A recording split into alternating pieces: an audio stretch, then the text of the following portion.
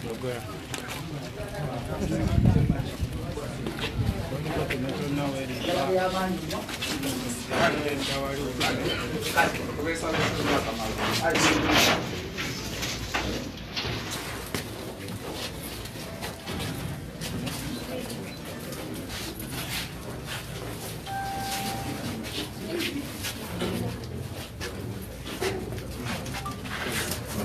and gentlemen,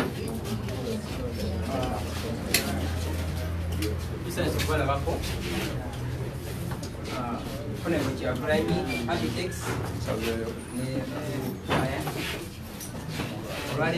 we are here to talk about one issue, that is an upcoming show or concert. So we are sorry for the delays, but I think we are going to kick off right away. Should we start with English or Uganda? English. Okay, so we are going to have Honorable address us, after which we will hand over to Abitex to tell us the details about the reason we are gathering here. Then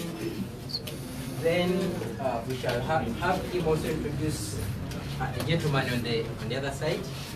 Then we shall choose to Uganda. However, to note, the Honorable is kind of tight. He's going for a burial in Nkumba. So he will entertain something like 3 questions. Then for the other questions that are made, especially those that are away from today's topic, he will call a press conference where he will answer all of them. That's what he has asked him to communicate. So, Honorable, I think we should start. Thank you very much. So, Seruzungu, okay, welcome friends from the media. I'm glad to be with you today. On my right is promoter Bajo. On my immediate left is my singing partner and comrade in the struggle, Nubian Lee. And the extreme left is promoter Abitex Production. We are here to communicate to the country and world at large that yet again in this Easter season, the government of Uganda through Uganda Police has continued to restrict our performances. It has continued to infringe on our rights, our economic rights and our right to express ourselves. We wrote to the police informing them that we're going to have concerts. We wrote to them more than a month ago, informing them about our concert at One Love Beach, Busabala, which has been happening for the last 10 years. We informed them about concerts in Arua, Gulu, and Lira that we were planning.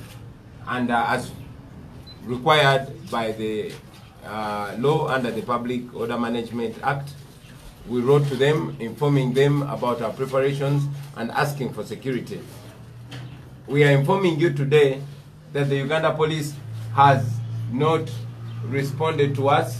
Many times our managers and promoters have gone to the Uganda Police to find out why they are not answering us. They've not been able to get any response. So I thought it's important to communicate to you and let the world know that we have completed, we have done our part as required by law, but the Uganda Police has not been cooperative in any way. However, we insist that we are going to go on with our concerts because they are not illegal. We have a concert on Easter Monday at One Love Beach, Busabala, and indeed, just like the promoters will be giving you details, we are going ahead organizing these other concerts. That is what we wanted to communicate briefly. The details will be communicated by the promoters. I hope promoter Abitex will be able to communicate in English this time. Okay, thank you very much. Over to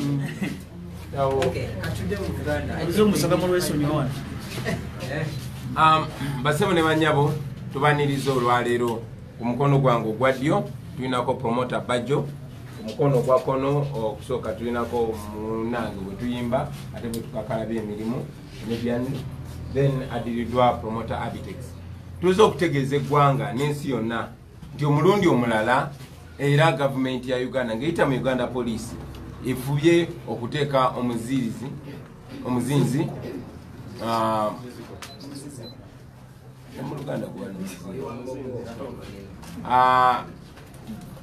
okulemesa emirimu gyaffe ne konsati zaffe. Tumanyi bulungi nti amateeka agatuwa eddembe okwekolera okola emirimu gyaffe era gyegyo emirimu gye tubadde tukola ebbanga lyonna. Era tumanyi nti amateeka agatwetagisa okuwandikira poliisi okugitegeeza ku nteekateeka zaffe.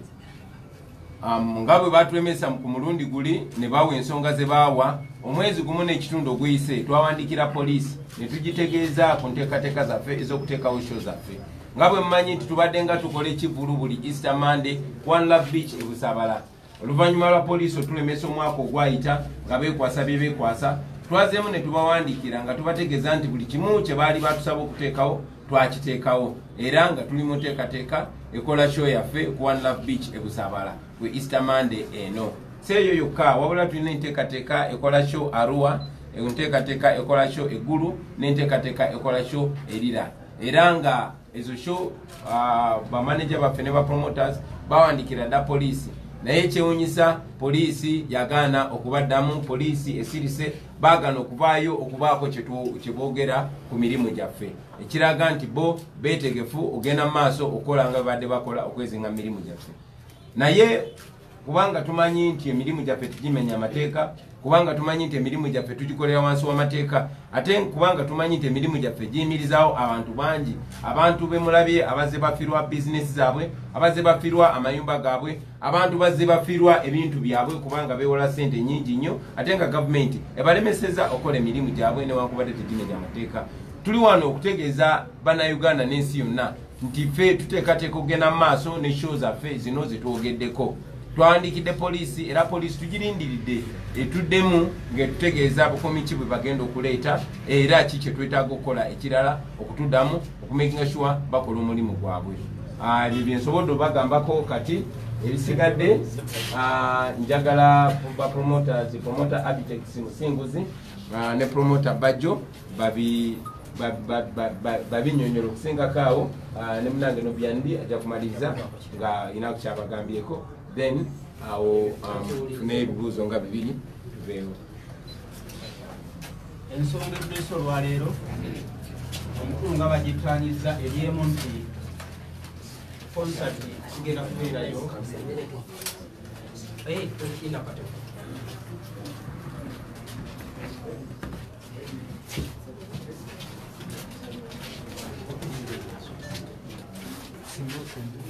Nga His Excellency Honorable Boy ng'agambye nti konsati zigenda kubeerayo talina nsobi yonna gyakoze. Ku mulundi guli baatugamba nti bapromota abali mu nsonga baali bakiroggo tebaatuukiriza bisaanyizo byetaagisa poliisi. Ku luno essaawa zino mu Uganda bawulira erinnya nti Abitex oba Bajjo bumanya nti abasajja balina obukugu obuteekateeka ebivulu ebiri ku mutindo ate abamanyi amateeka amatuufu ate nga tulina okugagoberera. Essaawa zino tulina His Excellency Bobi Wine, tulina Kyagulanyi Ssentamu omubaka wa Parliament. Twapangisizza Honorable Bobi Wine ensi yonna gwemanyi nti muyimbi era ensi yonna gwemanyi nti gwe mulimo gwe ogw'omutwe. Ffe tetumanyiiyo kiwandiiko kyonna kyonna kigamba Honorable Bobi Wine kukola kivulu kye oba kukola mulimu gwe ogw'omutwe ensi yonna gwemanyi. Era tubategeeza nti ku Easter Monday tuli ku One Love Beach e Busabala. Endagaano twamala dda ozikola naye ne tumuwa obutitimbe bw'ensimbi besigenda kwogera wano. Ennaku z'omwezi nga 3 tuli Lila Hotel bijja kuba lwakutaano mu Gwokutaano, nga 4 tugenda kubeera Ggulu, nga 5 tuli Arua eri Mecca nga abe NRM bwe bagamba. Ebyobufuzi sigenda genda nnyo. Gezaako okubategeeza nti poliisi ekituufu kiri nti twagiwandiika omwezi gumu emabega naye nga beerinda enkola yaayo ebiseera ebisinga yalina okukwasa amateeka ate emaliriza oluusi ate yeegamenya. Oba etuzzeemu ba tetuzzeemu bannayuganda beeteefuteefu okwekuuma kubanga ne One Love Beach e Busabala luli wali ekigo twaliwo esassaga yonna twaliwo buzibu bwonna. police obe tuzeemu tugitegeeza tusinzira wano lwaleero mu press conference nti One Love Beach etusabala concert egenda kubeerayo oba batuzeemu oba tebatuzeemu binaba tebatuzeemu tugenda kwekolamu omulimo n'ebitongole ebikuuma ddembe ebirala tuteeketeke mu nteekateeka ey'ekitiibwa concert ebeereyo yensonga etuleese wano lwaleero.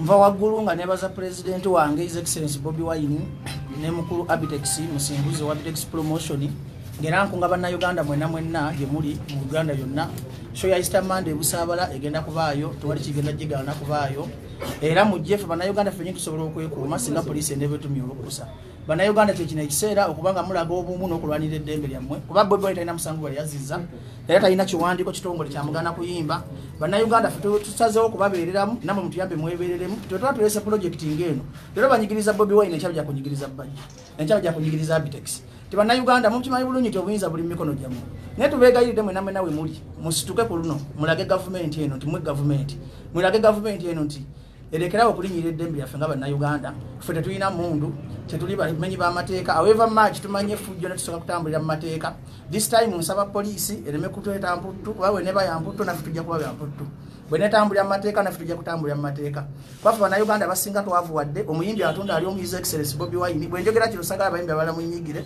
zinakola ndi open njogera ekituufu saawa zino tutegesa abayimbi omwaka gulamba gonna nze budget sufisa na milioni ne mu bivu nga buli muntu wogenda bakubanja Bobi Wine bakubanja Bobi Wine twavuwadde banka zitunoonya ate bajjo ekasigo obogenda okuyamba bajja alina abakozi abalala bamugobera nga bitaano aba boda boda abatunda amandaazi abatunda ebintu mu bivulu aba security abebyuma radio zenyine namba namawule tubawe emirimu kitegeza government webe enyigiriza tenyigiriza Bobi Wine enyigiriza bajjo enyigiriza media enyigiriza paka ku muntu asembayo bannayuganda nsaba bannayuganda munamwe nawe muli kubunaku lwa Mande teri kigenda baga nakujja busabala era tugenda kera ne His Excellency Bobi Wine ebima bigenda yo kulokuna mwe mujje baba kuba omuziki teri kigenda bagana kwa president Museveni tavanga yona kiwandiko kitongole kigamba nti Bobi Wine okuyimba musango tatujja kudda mukuteeka Bobi Wine singa president Museveni avayo n'agamba nti Bobi Wine okuyimba kuba musango tetulina musango etumenye tebavanga yona kiwandiko kiri official era tukubiza police this time sagale testinge ku bukambwe bwaffe kubanze bajja okufirwa sente zentaddemu at least nze nfa bannayuganda mulina tuyambako okulaga gavumenti okulaba nga tulwanirira eddembe lyaffe mwena namba kunga mujje ku Easter Monday busabala nga 3 lira nga nyaggulu nga 5 aluwa teri kigenda gana shows affe genda mu maaso bannayuganda ffe nyinaffe tusobola okwekuuma era mbasaba mwena mujje busabala mpozi nga mulina ekibuuzo ekirala kye mubuuza. Okay. Nubian kabe kocha ya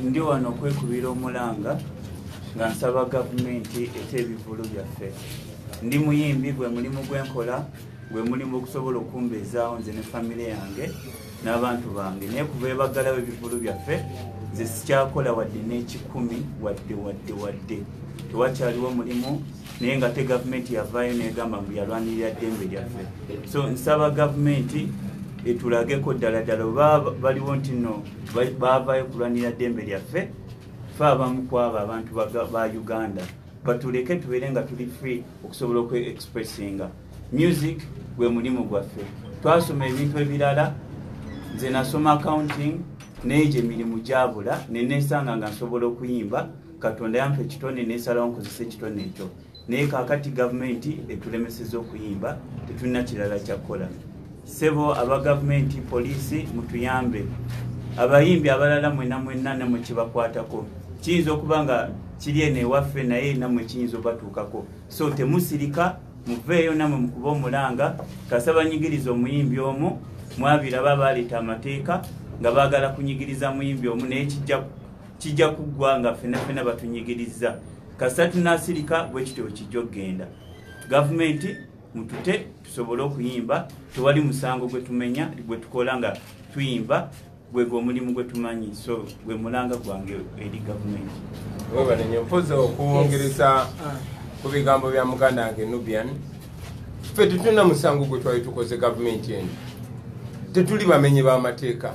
Twekolera mirimu gyaffe. Twasoma ebintu ebirala ne bigaana. Nga Nubian bwagamba nnyonnyodde, twasinkana naye Makerere nga musajja accountant. Naye emirimu gye twasoma gyamala gaana. Ne twekutonderawo emirimu emirala ne gituyamba n'okuyamba bannaffe. So tewali nsonga lwaki gavumenti etulemesa okukola emirimu gyaffe. Ate nammwe bayimbi bannaffe bannange tubakubira omulanga ti bino jjasi bya bufuzi, lino ddembe lyaffe. Ekiri ku omu kijja n'ewa omulala. Buli woosirika ng'ennyumba ya munno ejja omuliro gumala gukwata ku yo. Bano abantu balwanyisa ddembe lyaffe ng'abayimbi. Abayimbi mulina amaanyi mangi nnyo okulwanira eddembe lyammwe n'okulwanirira eddembe ly'abannammwe abalala. So temusirika bannange, temubeera ba hypocrite. Right is right no matter who is doing it, and wrong is wrong no matter who is doing it. So temwekiriranya mumanye nti eno attack ku industry yaffe tuli mu kunyigirizibwanga ffe naye bwe kiva kuffe kidde eri mmwe. So temusirika, mubeere ba mazima, mubeere beesimbu, muyimirire ku kinyiga bannammwe kuba nammwe kikijja gye muli. Mwebale nnyo, mwebale edda. Naye ffe tumaliza tubagamba tetujja kupondooka. Museveni ne bakyalibe tetugenda gonda kugendera ku byayagala. No, eno ensi yaffe tetuli bakozi be, tetuli bakozi bossebo. No, eno ensi yaffe era confidently tustandinga ku mateeka, amateeka gatu protectinga, gatuwa eddembe okola omulimu gwaffe era tujja genda maaso nga tukukola. Poliisi, IGP Ochola ne Sabiti Muzeyi ne bakyali bamwe bonna mulekerawo okumenya amateeka kuba eno ensi si yammwe. Ekyabadde Egypt mwakirabye, mulekerawo okumenya amateeka, mulekerawo okulivinga with impunity kubanga buli kye mukola mujja kutuuka ekiseera nga mukyejjusa. Mwebale nnyo, mwebale eddala. Yes, kiba kya buli azamanya nnyo butebaza sponsor batuyambyeko teeka mu kivuno kino ssente era omuntu okuteeka sawa zino nga gavumenti enyigiriza abantu omuntu n'avaayo n'agaba kanteke mu ssente tobaza omukyala bamuyita boss lady Juliet zawedde yayagala tayagala kumanya bya gavumenti oba emusiba oba eggala bizinensi ze oba emuwalana yayagala nkyukakyuka ate aliwedde okusupportinga Bobi Wine wonna waalibeera. Sawa zino kampani zonna zitya okutusponsoringa kubanga zirowooza gavumenti zigenda kuziggala, zirowooza zigenda kubanga ziri oppressed. Naye twebaza omuntu yenna alina avaayo kino tekiri ku Bobi Wine bwesponsoringa Bobi Wine omusponsor kuba alina eddembe lyokubeera sponsored kuba muyimbi ng'abalala talina tteeka lyamenye era ntwala obubaka buno eri Pulezidenti Museveni gwe nga bw'osigala mu kulunda ente ezo ne Bobi Wine muleka ayimbe bw'oba toyagala ayimbe va mu kulunda ente naye ajja kuva mu kulimba. Era nkubiriza bannayuganda mwenamwenya mujje mwegati ne Pulezidenti wammwe addako nze bajjo no siwagira kintu kitagenda kuyitamu mpulira Bosco mwewulira mu mutima nti agenda. Bannayuganda mwenna mutwegatteko mujje tusobole okulaba nga tulwanira Pulezidenti addeko tulabe nga kyalenga ebaawo ffe tugamba yinawo omubiri temutubala mu maanyi. Mpozi okwongeza mugambe banjo. Manyi oliko bwangu oyagala kutudwa naye zawukiza ebyo wakiri bisatu ayonga wa NBS ayina kyabuuza. Ekyembuuza kyalinga amazendo zakati omwaka guyingira kwa 10 kyalinga concert tulowooza nti mu byokuyimba aweddeko waliwo ennyimba endala zize zifulumizibwa naye nga zikoma mu social media, waliwo oluyimba olupya physical policy ngule tulaba nti kino abawagizi balowoozaako ki mu nsonga n'ekirala poliisi engeri gyetanabaddamu lwaki ekibalowoozesa nti ebbanga liweddeyo nga tebannabadde bwe baddamu enkya kino kiba kibaleseewa simanyi kiki kye mweraliikiridde webale nnyo. Ekisookera ddala lwaki tulanga kyalinga Bobi Wine agenda kweza myaka 18 ng'ayimba naye bakyalanga Bobi Wine. Enjawulo wakati w'obuwagizi n'obutali buwagizi tukirekera abantu ffe kyetubaleetedde kyetwagala ffe gavumenti n'aba oli mu buyinza batuleke tukole emirimu gyaffe.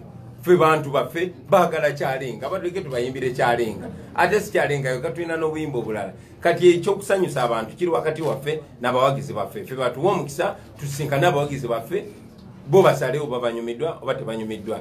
Ekirala twogera ku nsonga eno kubanga bwe biti bwe bibadde poliisi ebadde nga yeebuzaabuza neyefuula ng'etarisivinze mabaluwa gaffe ne bajja oluvannyuma ne bagamba tetwabawandikira. Katutegeeza ensi nti twabawandikira so that ensi emanya nti buli kye banaakola bajja kuba bakikoze mu mutima mubi. Ekyokubiri twetaaga okubeera sure tuteeketeeke bye tuteekateeka nga byonna biri mu plan. poliisi bakozi b'abantu ba bulijjo. Poliisi kigikatakatako okutuddamu nga tugiwandiikidde. So bwe tetuddamu nga tugiwandiikidde mu bbanga amateeka gye gagiragira okutuddamu eba emenye mateeka y'ensonga lwaki tuli wano.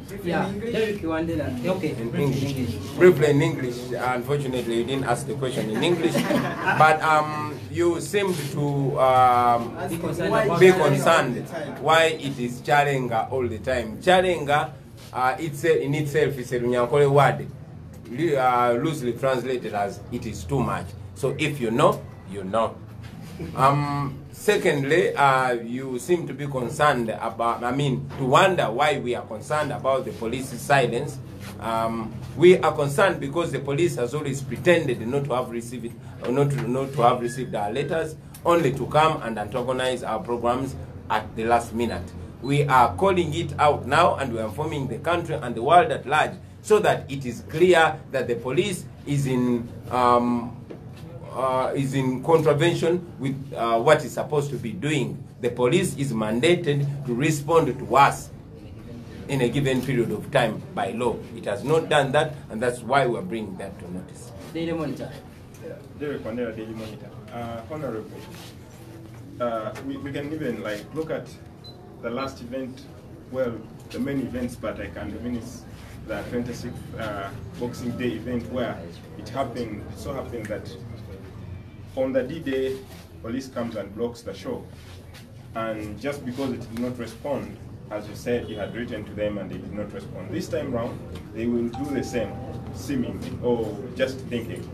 They will do the same and come and on Monday morning, they will put tear gas, they will put the blockades and all that. What will you do? For now, we are doing what is right, what is constitutionally and legally right. And we are calling out the police to do what is legally and constitutionally right. When the police does what's not right, it will be wrong, and it will be another addition on the impunistic record that the police has. So we are not planning to do anything illegal, and we call upon the police not to engage in any illegal activity whatsoever. So it is such a shame for us to be here and anticipate the noble Uganda police to break the law. It is a shame. It must not be like that. It should stop, because that's not the Uganda we want. Kino kigenda tugate ensonga mwaka oguwedde waliko mu kooti ku nsonga y'emu Frank Biden stopping ebivulu byo twalabako parliament ng'eyire mu nsonga zino mwaka gwagwerako buli omu yali concerned ku nsonga eno esaawa n'ensonga y'emu tekinaaba kigaanye tulabe ki ekiddako ogwenga munnamateeka koza oli mu parliament ng'omubaka osalawo mu nsonga zino step kyeddako just in case nga byoyongadde. Webale nnyo Jona, okyogeddeko nti omwaka ogwa 2017 nga gugwako poliisi yajja n'emiriza ebivulu byaffe nga tewadde ensonga yonna. Ne tugenda mu kooti. Njagala obategeeza nti omusango ogwo tegunnaba kuwulirwa paka olwaleero. Omwaka ogwayita, omwaka oguwedde bayimiriza ebivulu byaffe nga tebawadde ensonga yonna yonna. Ne tugenda mu kakiiko ka Uganda Human Rights Commission ne tuloopayo ensonga yaffe.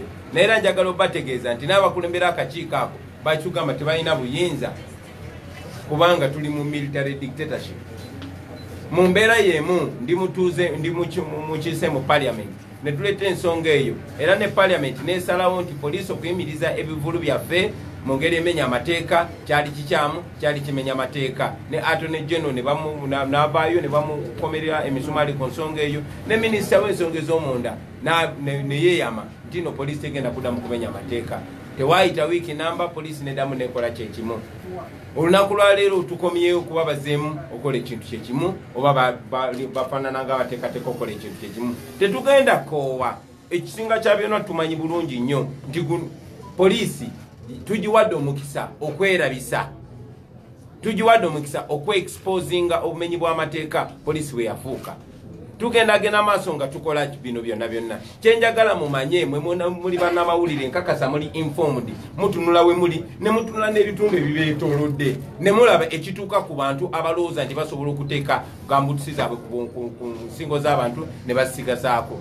njagala okusindika obubaka eri abo abalowooza nti no bali mu buyinza era bagenda kubeera mu buyinza olubeerera n'erimwe bannansi nti oluvannyuma lwa bino byonna oluvannyuma lw'okulaba nti gavumenti eno ezalaye obuyinza bw'abantu ezalaye eddembe lyaffe ery'abantu ekibaawo ekinaabaawo kyonna bino bwe bigenda maaso bwe biti mumanyi bulungi nnyo nti kiringa kizimba kimala ne kyabika seetaaga bannyonnyola ki kibinza kuddako ku kino kuba nammwe mukimanyi